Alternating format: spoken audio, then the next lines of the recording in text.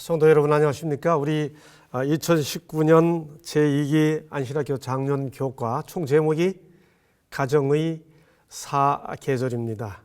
봄, 여름, 가을, 겨울 우리 교우님들 아주 실제로 사계절을 느끼라고 제가 화면을 띄워봤습니다. 이렇게 계절이 있는 것처럼 가정도 사계절이 있다는 거지요. 개인적으로도 참 좋아하는 주제이고 또 관심 있는 내용이기 때문에 제가 해설을 맡게 진행하게 되었습니다. 이번 2019년 제2기 교과 저자는 부부가 함께 저술을 했습니다. 북미지회 가정봉사부 부장 클라우디오 콘수에그라.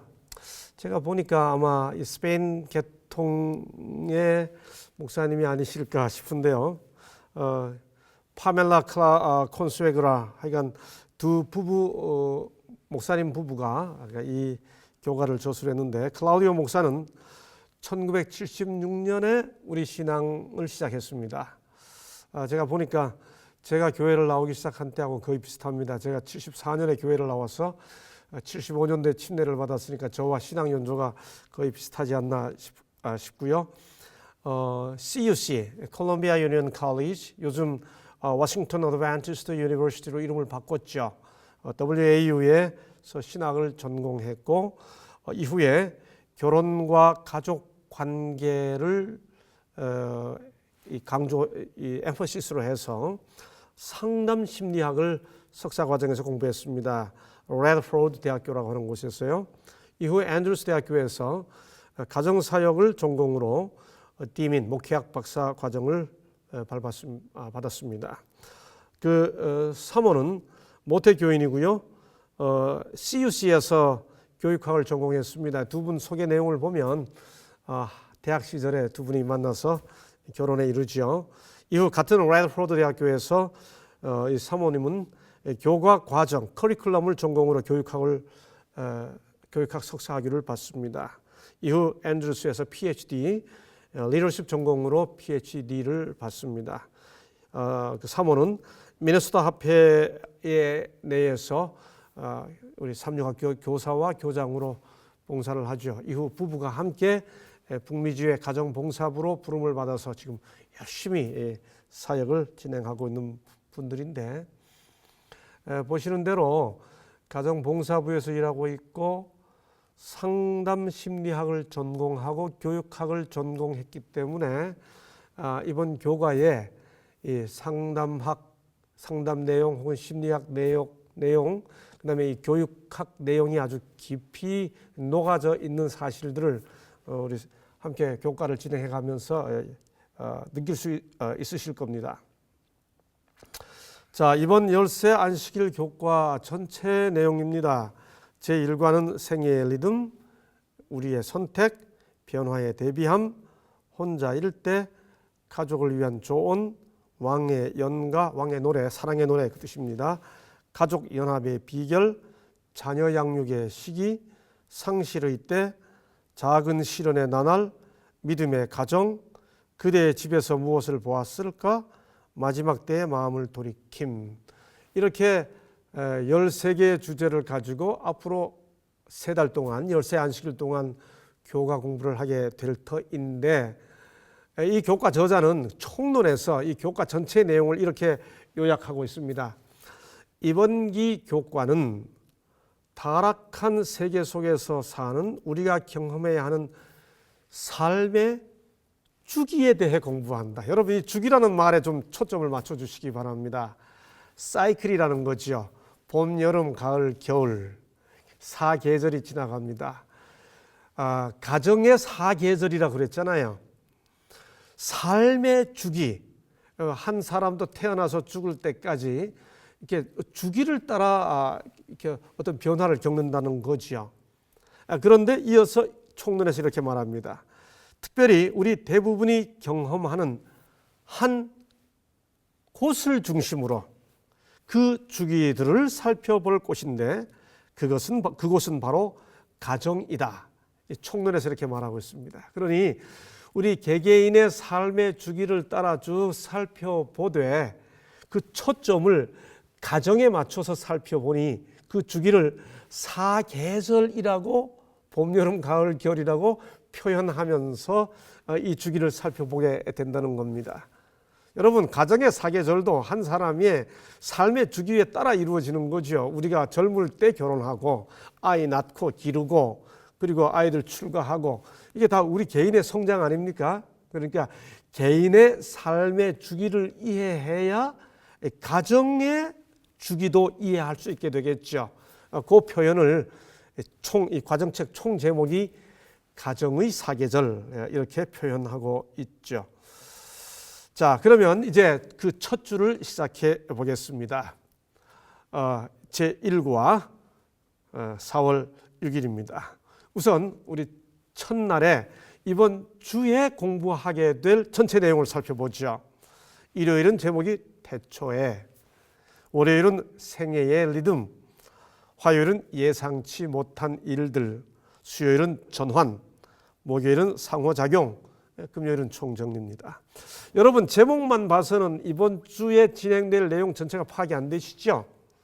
그래서 제가 여러분들이 이 제목을 보고도 이번 주에 우리가 공부하게 될 전체 내용을 오른쪽에 쉬운 말로 다시 풀어 썼습니다. 우리가 일요일에 공부하게 될 내용은 한마디로 이겁니다. 주기란 질서다. 이 질서로서의 주기는 원창조에도 있었다. 그게 우리가 일요일 날 공부하는 내용입니다. 그다음에 월요일 생애의 리듬이란 뭐냐? 오늘날 우리가 죄된 세상에서 살지 않습니까? 태어나서 에덴 동산에서 죄 안 지었다면 계속 살았겠죠. 그 원창조의 주기가 있거든요. 그런 중에도 인간은 타락한 이후에 태어나고 죽기까지 또 삶의 주기를 따라갑니다. 그 죄된 세상에서도 삶의 주기가 있다. 그게 이제 월요일 내용입니다. 화요일 내용입니다.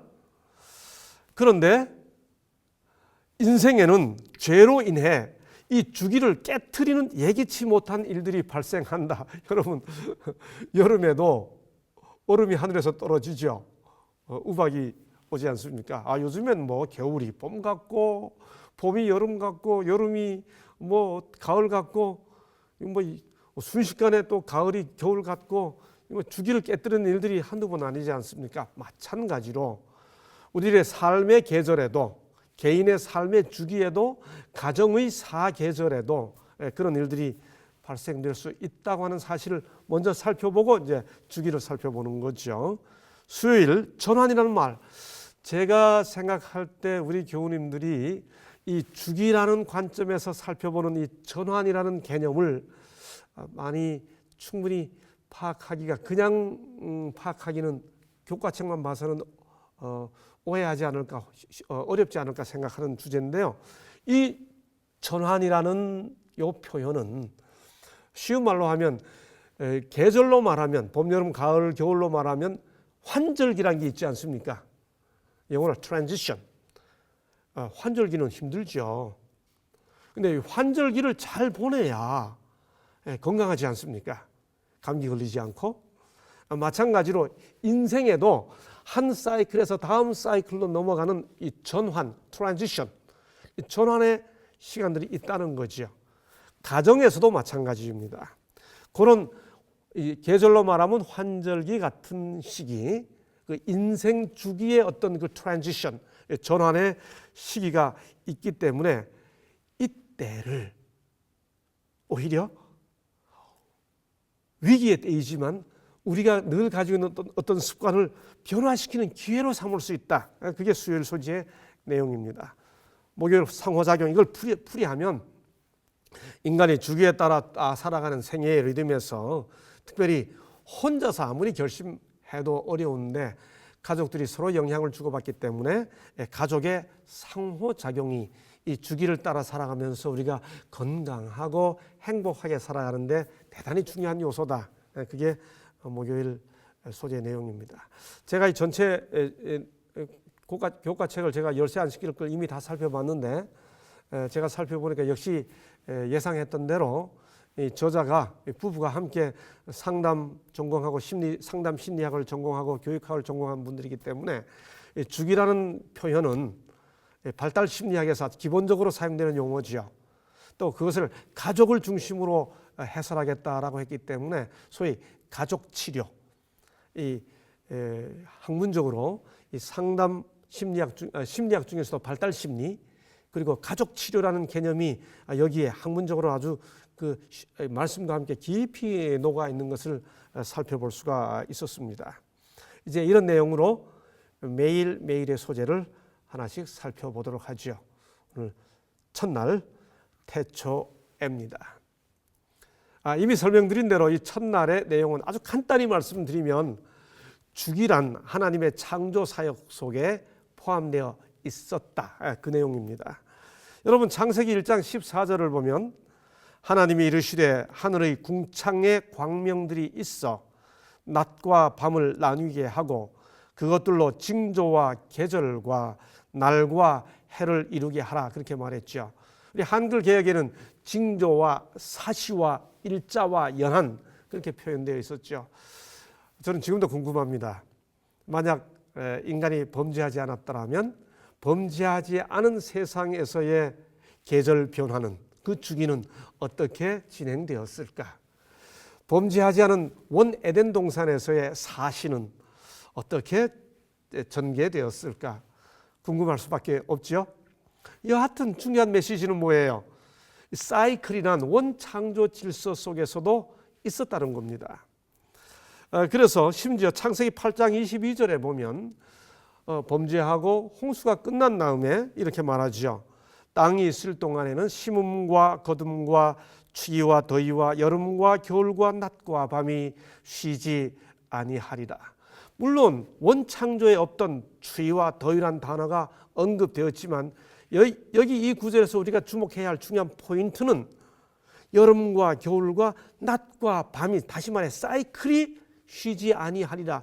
사이클 자체는 여전히 범죄 전에 질서 속에서 있었던 것처럼 범죄 후에도 사이클은 남아있다는 겁니다. 그렇죠? 사이클은 주기라고 하는 것, 주기는 하나님의 창조 사역의 결실로 죄로 말미암아 그것이 비록 훼손되었을지라도 여전히 남아있다 하는 겁니다.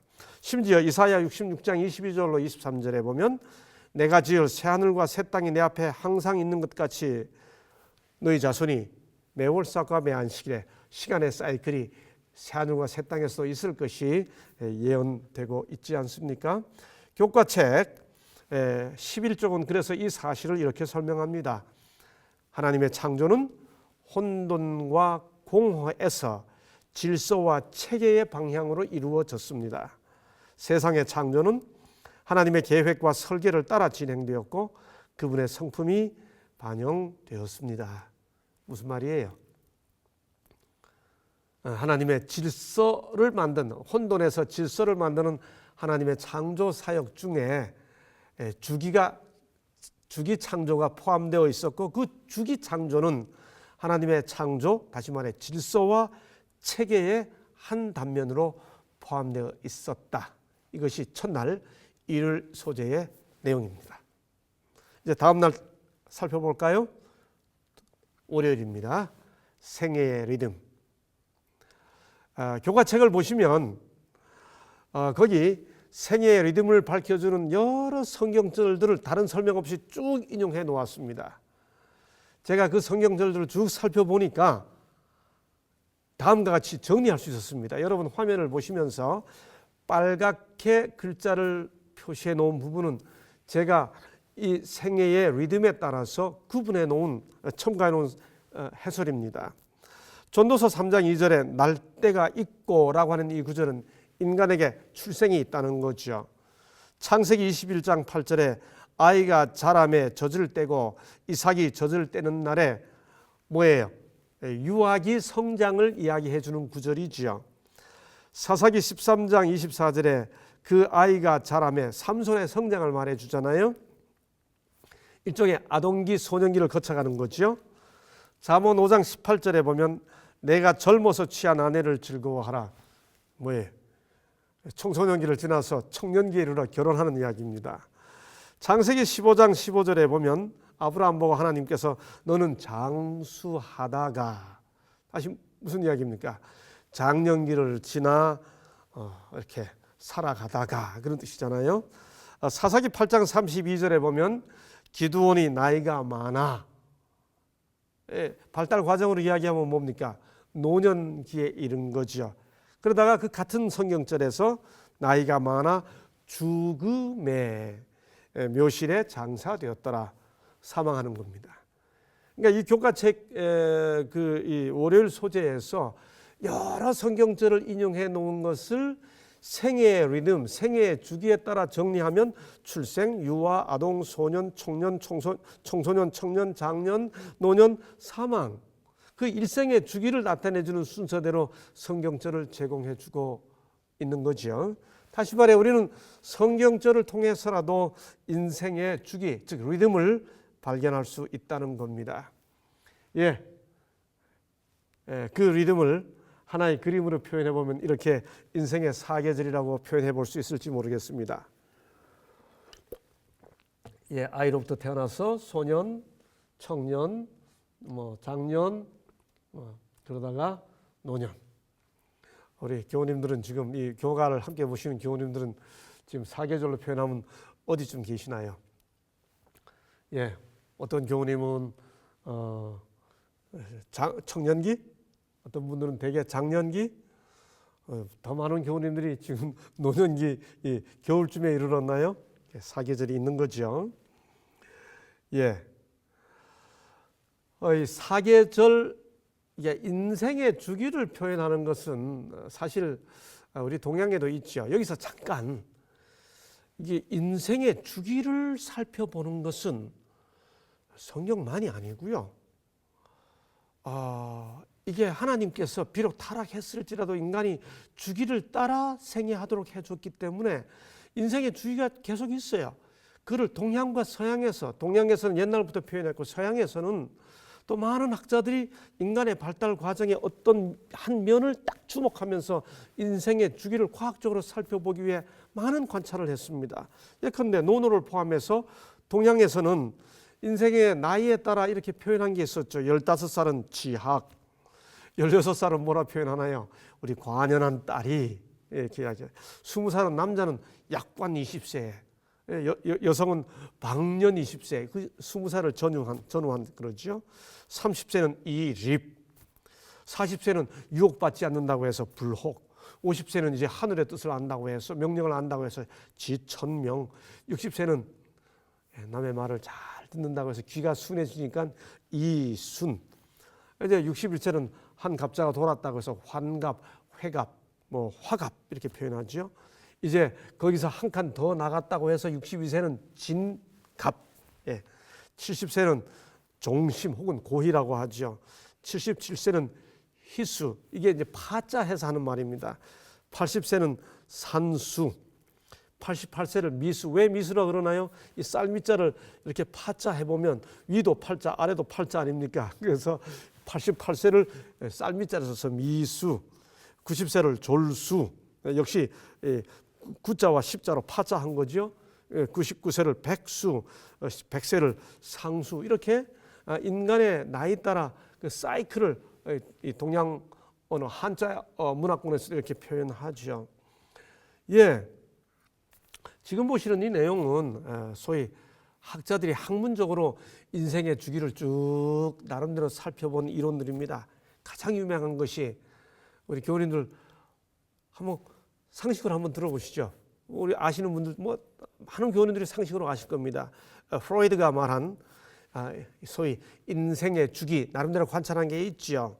또 이 에릭슨이라고 하는 학자도 인생의 주기를 8단계로 그 주기를 나름대로 관찰해서 어릴 때부터 나이 들 때까지 각각 그 시기는 이런 게 가장 중요해서 그걸 살펴보고 이런 게 성립되어야 한다는 이론을 성립했죠. 소위 사회성을 중심으로.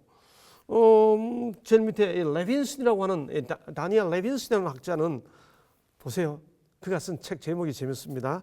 1978년에 쓴 책이 남자가 겪는 인생의 사계절.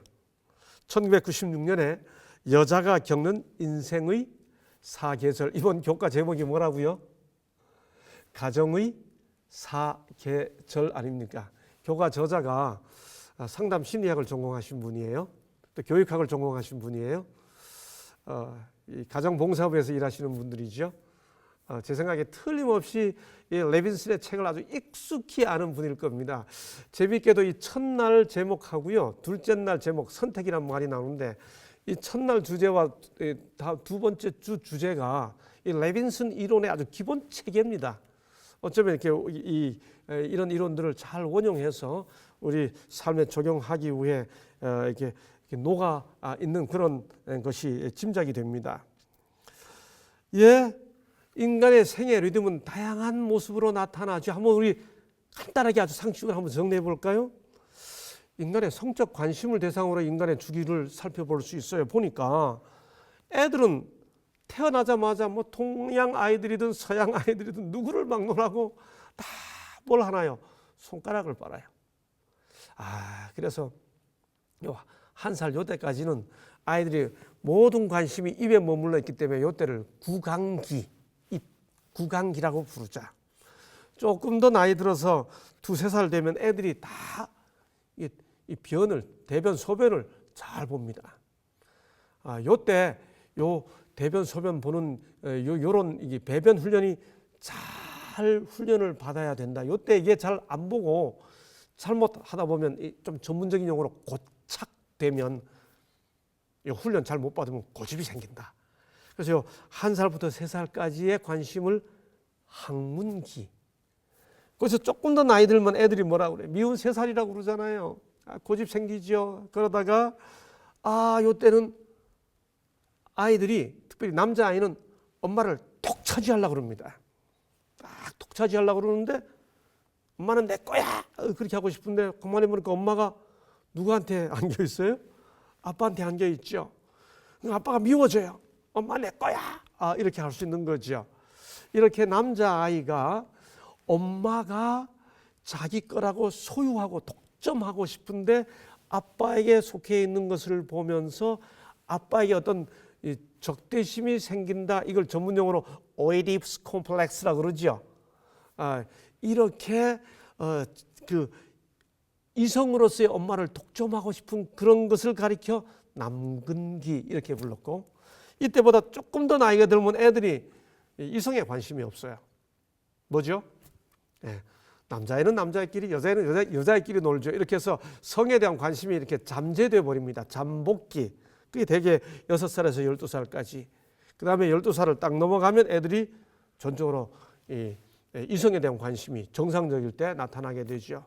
이렇게 인생의 사이클을 성에 대한 관심으로 관찰하여 그것을 인간의 정신 분석, 요 각각의 시기에 다 정상적으로 이게 성숙하고 관리되지 않으면 그 시기에 딱 고정된, 고착된 어떤 것이 나이가 들고 난 다음에도 나타나서 정신에 계속해서 어떤 영향을 끼친다라고 하는 것을 이론화하여 정신 분석이라는 이름으로 만들어낸 그 이론이 소위 프로이드의 어려운 말로 심리 성적 발달이라고 합니다. 뭐 이게 이론 우리가 지금 공부하는 시간이 아니니까요. 중요한 것은 뭐냐?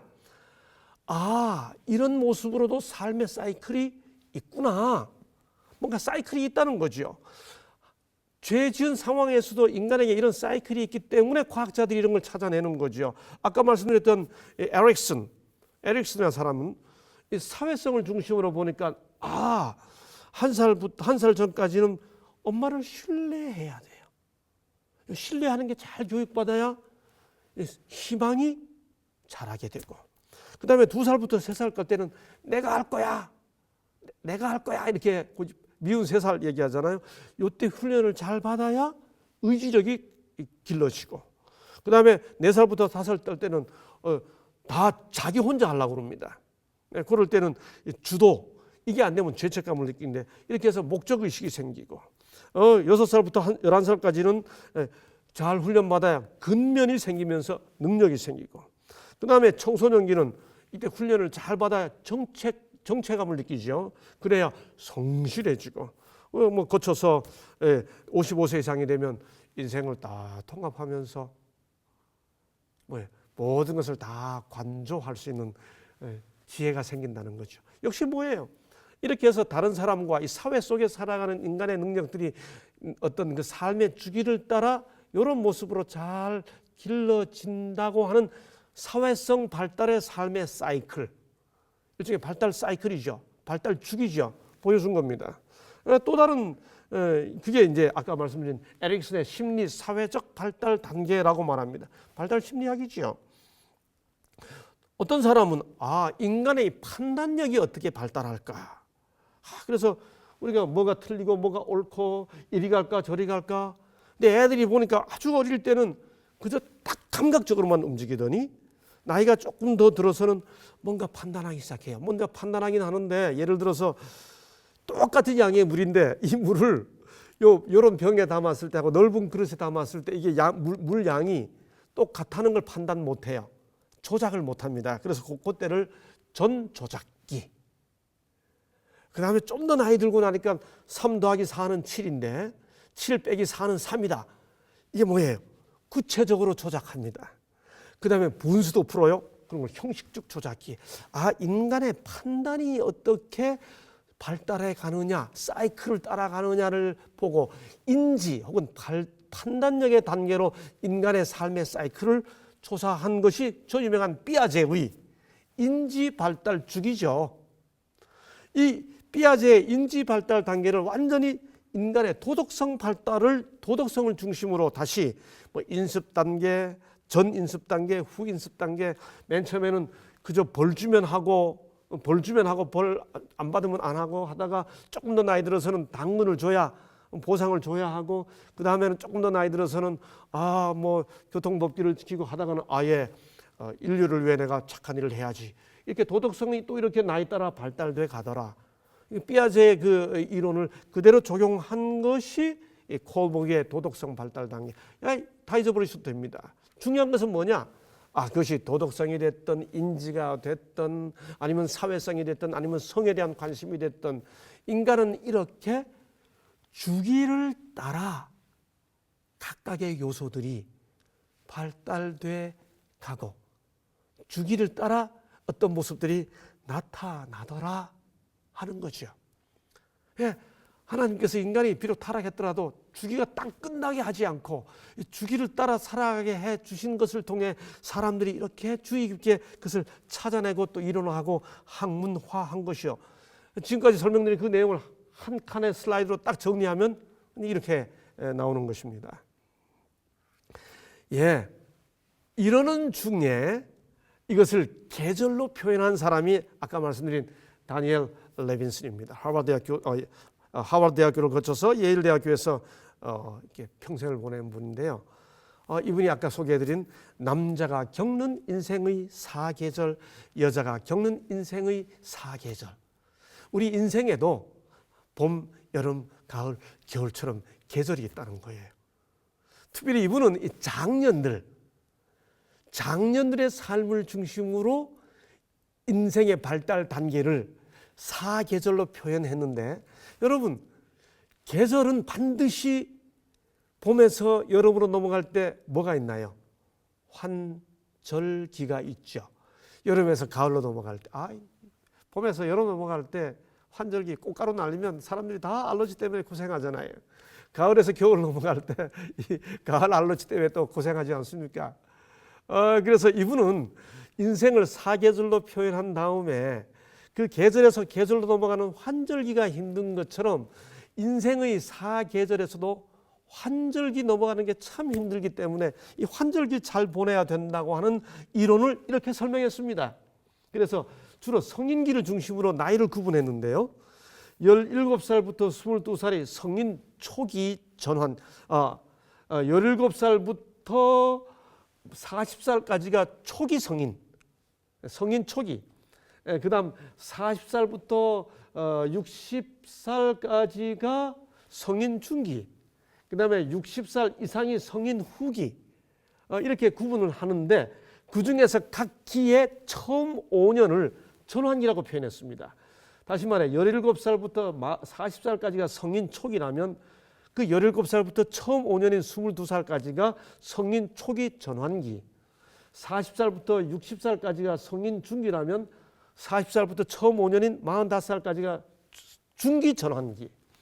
60살 이상이 성인 후기라면 60살부터 65살까지가 성인 후기 전환기. 딱 지금의 조입니다.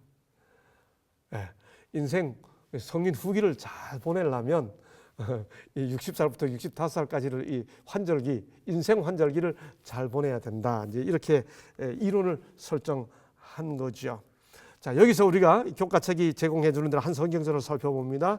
젊은 자의 영화는 그의 힘이요 늙은 자의 아름다움은 백발이니라. 참 좋은 성경절이죠. 저도 어느덧 이 성경절에 마음이 끌리는 시기가 됐습니다. 제가 보니까 이번 교과는 적어도 60살쯤 된 사람이 해설을 해야 제대로 해석할 수 있을 것 같은 생각이 듭니다. 젊을 때는 힘이 영화죠. 그런데 보세요. 늙은 자의 아름다움은 백발이니라. 백발도 아름답다는 거예요. 각 삶의 주기에 단계가 다 아름다우니 봄은 봄대로, 여름은 여름대로, 가을은 가을대로, 겨울은 겨울대로 그 각 계절을 아름답게 보내자라고 하는 교훈을 말하기 위함이죠. 교과책 13쪽은 이렇게 말합니다. 우리가 어떤 단계에 와 있든지 우리의 차이점이 무엇이든지 상관없이 우리 모두는 주님뿐 아니라 서로에게 제공할 수 있는 무엇인가를 소유하고 있다. 젊은이는 힘을, 늙은이는 백발로, 경험으로 무언가 나눠줄 수 있다는 것이죠. 하나만 더 말씀드리면요, 이 인생의 사계절과 연관시켜 제가 우리 교우님들께 한 번쯤은 읽어보라고 권해드리고 싶은 한 저자가 있습니다. 한 책이 있습니다. 폴 트루니에라고 하는 사람인데요, 이 사람의 별명은 기독교인들에게 가장 사랑받는 심리학자입니다. 스위스 제네바 출신이고요, 내과 의사이고 정신의학자입니다. 사실 목사의 아들인데요, 생후 3개월 만에 목사인 아버지를 잃습니다. 그리고 6살에 어머니마저 잃어요. 참 불행하죠. 그러다 보니까 성격이 내성적으로 바뀝니다. 그런데 청소년기에 고교 시절에 자기 이야기를 잘 들어주는 한 선생님을 만나요. 그래서 그 선생님 때문에 성격이 바뀌면서 마침내 의사가 되죠. 근데 의사가 돼서 환자를 치료하다가 어느 날 환자를 만나는데 그 환자를 통해 자기 신앙의 전환기를 맞습니다. 그 환자를 통해 옥스포드 그룹 운동이라고 하는 것을 소개받게 되고요. 완전히 신앙의 새로운 단계에 들어가면서, 잘 보세요. 이후 환자들의 걱정과 고민을 들어주는 환자들과의 대화가 몸의 병, 몸병, 신체적인 질병 치료에도 도움을 준다는 사실을 발견합니다. 무슨 말이에요? 대화를 나누는 마음 치료가 몸 치료에 도움이 된다는 사실을 의사로서 체험하고, 그 다음 말, 전인적 인간 치유, 많이 듣던 표현이죠. 우리 재림 성도님들 전인적 인간 치유, 전인적 인간 치유, 참 많이 듣던 표현이죠. 예, 매진합니다. 이후 그는 이를 토대로 인간적인 아주 그 문제와 인간이 가지고 있는 문제와 하나님과의 관계가 신체 질병뿐만 아니라 또 치료에 영향을, 신체적인 질병과 치료에 영향을 미친다는 그런 이론으로 참 아름다운 표현입니다. 인격의학을 창시하죠. 예, 그가 쓴 책 제목이 아까 다니엘 레빈슨이 쓴 책 제목하고 거의 비슷한데, 남자가 겪는, 여자가 겪는이라는 표현만 빠진 인생의 사계절이라는 책입니다. 예, 제가 이 책에 나와 있는 한 구절들을 몇 구절들을 읽어드리죠. 10쪽에 보면 인간은 가을에도 봄날을 맞이할 수 있습니다. 얼마나 좋은 표현이에요. 노인의 영화는 백발이니라. 겨울에도 봄을 맞이할 수 있는 거죠. 청년은 인생을 볼 때 흑백 논리로만 봅니다. 빛만 있고 그늘은 없다고 생각합니다. 그러나 사실은 둘 다 존재합니다. 선이 있으면 악이 있고 정의로운 사람이 있으면 사악한 사람이 있게 마련입니다. 살아보면 정말 우리가 사는 곳곳에 다 이런 빛과 그림자가 있다는 사실을 죄된 세상에서 경험하죠. 36쪽. 그 다음에 80쪽에 참 아름다운 표현이 있어요. 하나님의 뜻에는 지연의 시간도 포함됩니다. 하나님이 원하시는 일을 행하는 것만이 중요한 게 아닙니다. 그분이 원하시는 일을 그분이 원하시는 때에 행하는 것이 중요합니다. 참 의미 있죠. 젊은이는 젊은 때 해야 할 일이 있고, 장년은 장년의 때, 가을은 가을에, 겨울은 겨울에 해야 하는 일이 있는 것처럼 우리 인생의 사계절을 따라 때에 해야 할 것이 있다. 이번 교가가 사계절이잖아요. 가정의 사계절. 참 어쩌면 그 내용들을 잘 요약해주고 있는 구절들이라고 생각됩니다. 참 행복은 언제나 내면의 깊은 조화와 결부되어 있습니다. 이는 자신의 나이를, 무슨 말이에요? 총론에서 삶의 주기를 이렇게 표현했잖아요. 자기 나이를 알 때 우리는 우리 삶의 주기를 이해하는 거죠. 마지막, 하나님과의 인격적 만남은 인간 존재의 가장 큰 사건이 됩니다. 그 만남만이 인생의 의미에 투명한 빛을 비춰줍니다. 예, 우리가 둘째 날 소 제목으로 생애의 리듬이라고 하는 제목을 좀 길게 공부했습니다. 어쩌면 이번 전체 기회, 그리고 이번 첫 주 내용의 아주 핵심이기 때문에 좀 많이 공부했습니다. 이렇게 우리가 월요일 소지를 공부했고요. 이제 화요일 소재입니다. 예상치 못한 일들.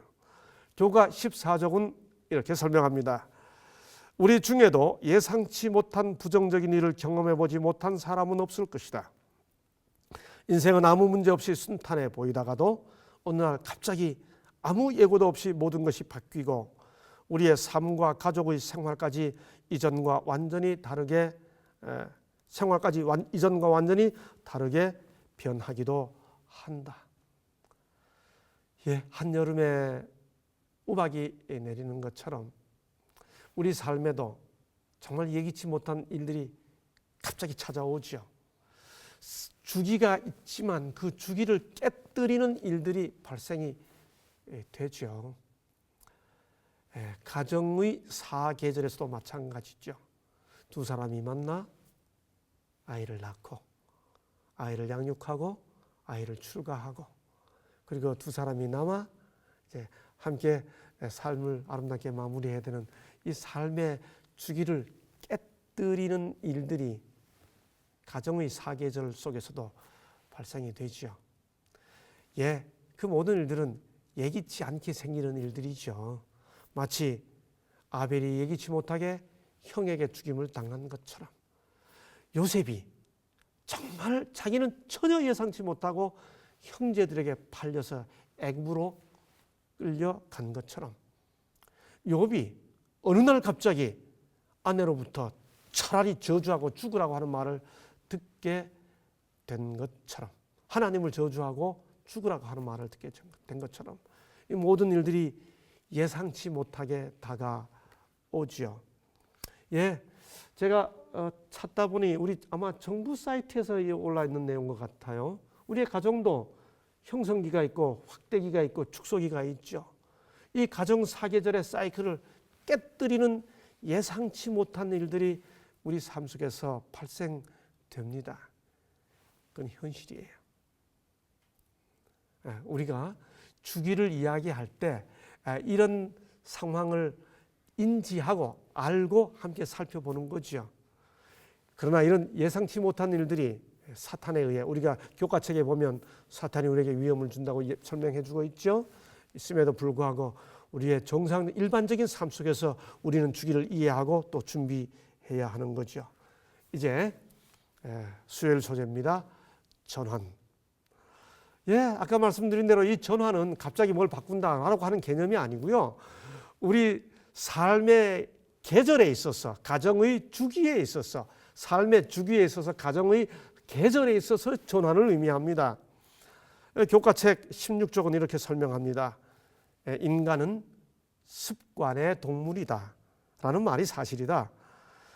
만약 우리가 어떤 방식을 고정시킨다면 그 방식이 오래될수록 그 방식을 바꾸기는 더 어려워진다. 여러분, 우리 교우님들이 이 문장 인간은 습관의 동물이다 이 문장을 읽고 또 저 유명한 이지 와이트의 표현 생각이 반복되면 습관이 되고 습관이 반복되면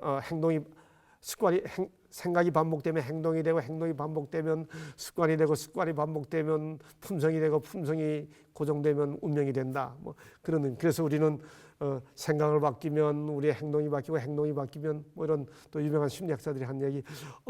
지금 이번 주는 이 수요일 소지는 우리 거기로 너무 빗나가면 안 됩니다. 그거 나중에 공부해야 되고요. 지금 이번 주에서 요 언급을 하는 내용은 뭘까요? 그 다음 구절 읽어보겠습니다. 사실 우리는 쉽게 변하지 않는다. 남편을 바꾸려고 했지만 소용이 없다고 말하는 아내들이 얼마나 많은가. 여러분, 남편 바꾸려고 해봐야 안 바뀌어요. 뭐 남편이 아내가 남편을 바꾸려고 하는 것 반대로 남편이 아내 바뀐다고 바뀝니까? 안 바뀝니다. 저도 제 아내와 이제 거의 40년을 향해 살아보니까 안 바뀌어요. 그 사람 그대로입니다. 그런데 그 다음 말 참 은혜로운 말씀이 있죠. 그러나 하나님은 우리의 개성보다는 개성은 안 바뀌어요. 우리의 성품을 변화시키는 일을 하고 계신다. 와우. 바울이 변화됐다고 베드로 되는 거 아니에요. 바울은 바울이에요. 베드로가 변화됐다고 바울 되는 거 아니에요. 여러분, 그러나 베드로가 주님을 만나서 변화됐어요. 바울이 주님을 만나서 변화됐어요. 그렇죠? 뭐가 바뀐 거예요? 개성이 바뀐 게 아니고 성품이 바뀌었다는 거죠. 이게 뭐예요? 전환입니다. 그리고 이런 변화가 아주 잘 이루어질 수 있는 시기가 있다면 그 전환의 시기라는 거죠. 너희 속에 착한 일을 시작하신 이가 그리스도 예수의 날까지 이루실 줄을 우리가 확신하노라. 우리 삶 속에서 이런 전환, 이런 변화의 시기가 도래한다는 거죠. 무슨 말인가요? 아까 우리 레빈슨의 이야기 다시 한번 살펴볼까요? 인생 초기 전환기가 있고요. 성인 초기 전환기가 있고 중년 전환기가 있고 성인 후기 전환기가 있는데 이런 전환은 일종의 인생의 환절기죠. 환절기는 위기예요. 환절기 잘못 보내면 감기 걸려요. 환절기 조심해야 돼요. 그런데 이런 전환의 시기는 위기이지만은 동시에 우리의 품성이, 우리의 성품이 변화될 수 있는 기회이기도 하다. 그 말입니다. 사춘기 전환기죠. 그거 17살, 22살 그 인생 전환기 잘 보내면 성인 초기 되었을 때 건강하고 행복한 성인 초기를 보낼 수 있다는 거죠. 흔히 사축이라고 말하는 40살부터 45살 그 뭐예요? 중년 전환기 잘 보내면 이 성인 중기 건강하고 행복하게 보낼 수 있다는 거죠.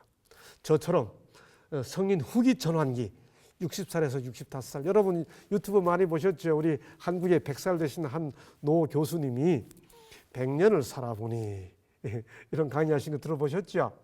그 어른이 말씀하시기를 내가 100년을 살아보니 인생에서 가장 의미 있는 때가 60살 그 초반대다 라는 강의하시는 거 많은 분들이 들어보셨을 겁니다. 제가 그 말씀 듣고 제가 그렇다고 아주 물을 치며 동의했습니다.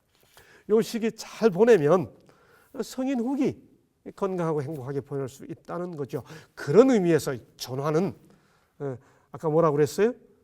우리가 가지고 있던 많은 습관들을 바꾸어 우리의 성품을 아름답게 변화할 수 있는 기회로 보낼 수 있다는 겁니다. 의미 있죠? 인생 주기 속에서 가정의 계절 속에서 이런 것들을 함께 공부해 나가자는 거죠. 여러분 이 원은 여러 개의 원이 아니고 하나의 원이에요. 여기 또 다른 한 학자가 허드슨이라고 하는 한 학자가 인생 경력 트랜지션 코칭이에요. 이게 전환입니다. 그 인생과 경력을 이렇게 바꾸는 과정에서 그걸 어떻게 전환시키느냐 하는 것을 코칭하는 건데요. 이 이론에 의하면 20살 때는 인생을 실험하고요. 30대는 성공과 출세를 준비하고요. 40대는 재고 조사를 시작하고요.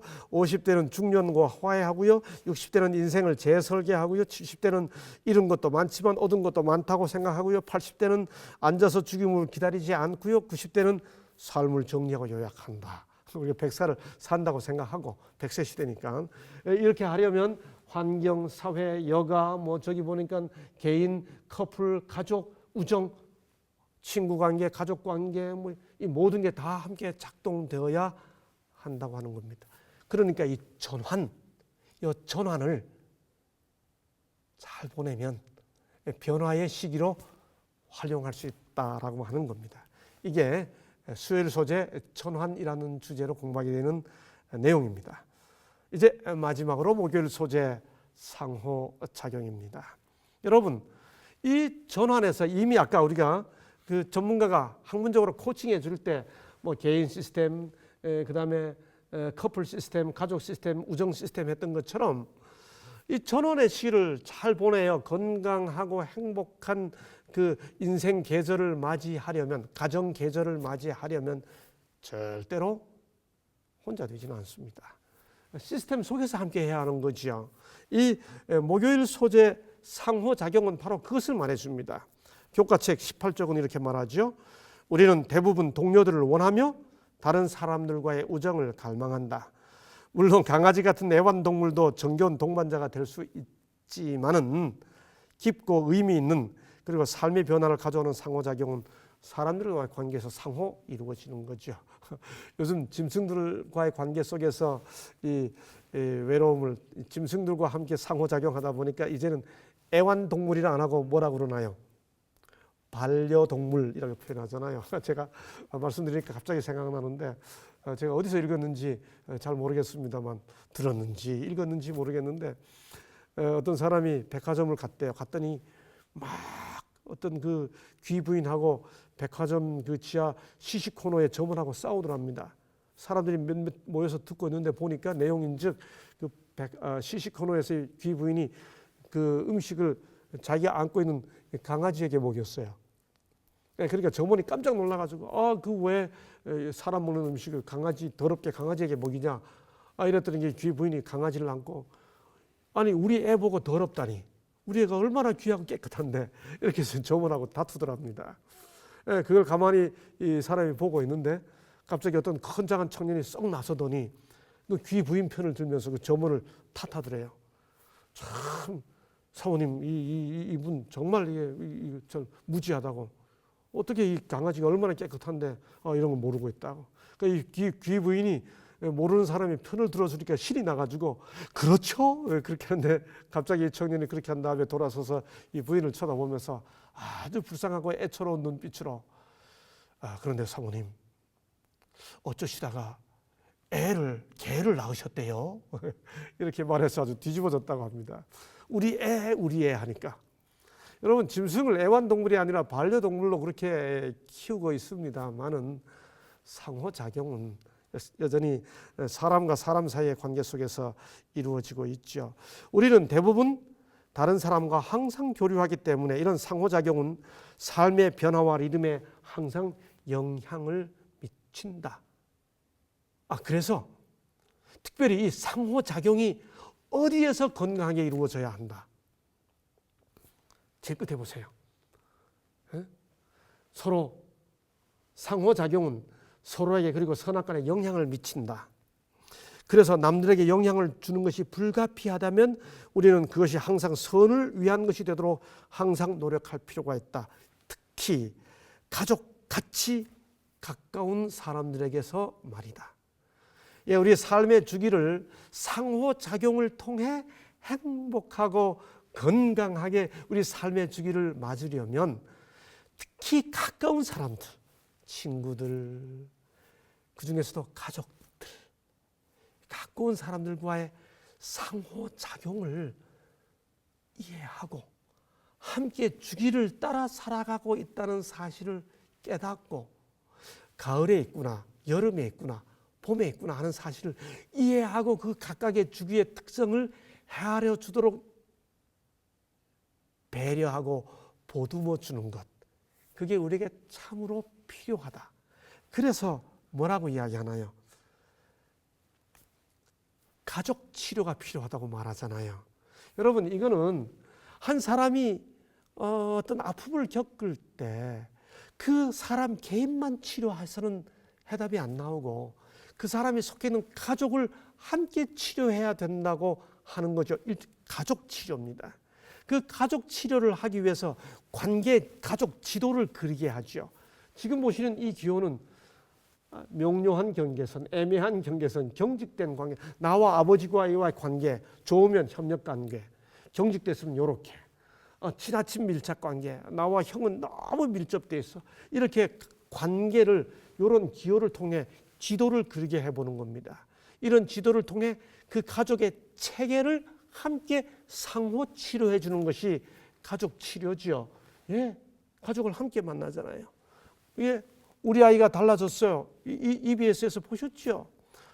동행이라는 프로그램으로 정말 원수같이 지내는 두 사람이 함께 전문적으로 치유돼가는 과정 보셨죠? 관계가 회복이 되잖아요. 장갑을 끼고 아빠, 엄마 이렇게 표시하고 서로 이 장갑 대화를 하잖아요. 아빠가 나타났다가 엄마가 나타날 때 서로 평상시 모습을 통해 그대로 그것이 예를 들어 아빠가 엄마한테 얘기할 때는 막 큰 소리 높여 하는 가족에서는 그 모습이 그대로 장갑 대화로 나타나게 되죠. 이런 모습으로 가족들이 상호 작용하도록 이렇게 이해하고 그 사이클을 닮아가는 것, 이걸 한번 제대로 이번 기 동안 공부해 보자. 여러분 기대됩니까? 저는 기대가 됩니다. 저만 기대가 되나요? 아주 흥미로운 내용들이 이 열쇠 안식일에 계속 진행되는 것 같습니다. 예, 그래서 상호작용이라고 하는 이 목요일 소재에서 우리가 읽어야 할 성경절, 데살로니가전서 3장 12절 교과책 이 성경절을 읽어보라고 말하죠. 주께서 우리가 너희를 사랑함과 같이 너희도 피차간, 또 에베소 4장 32절 서로 인자하게 하며 불쌍히 여기며 서로 용서하기를 상호 작용해야 한다는 거죠. 여러분, 가정의 사계절, 그걸 우리 이해하기 위해 오늘은 우리 인생의 사계절, 생애의 리듬 함께 살펴보았습니다. 이번 첫 주의 교과가 앞으로 공부해야 할 가정의 사계절을 이렇게 미리 이렇게 틀을 닦는데 도움이 되셨기를 기대하면서 또 앞으로의 내용을 기대하는 마음으로 열쇠 안식일을 함께 진행해 보도록 하죠. 이번 교과를 통해 우리들 개개인들이 그리고 우리 가정들이 우리가 함께 만나는 사람들과의 관계에서 계절을 따른, 주기를 따른, 인생의 주기를 따른, 그리고 그것이 우리의 가정 속에서 아름답게 이해되고 배려되는 그런 공부가 되어 이 공부를 하고 난 다음에 우리 각자가 다 이전보다 더 행복해지는, 또 건강해지는 그런 재림 성도들의 가정이 되었으면 좋겠습니다. 오늘 교과 공부는 여기까지 진행하도록 하겠습니다. 감사합니다.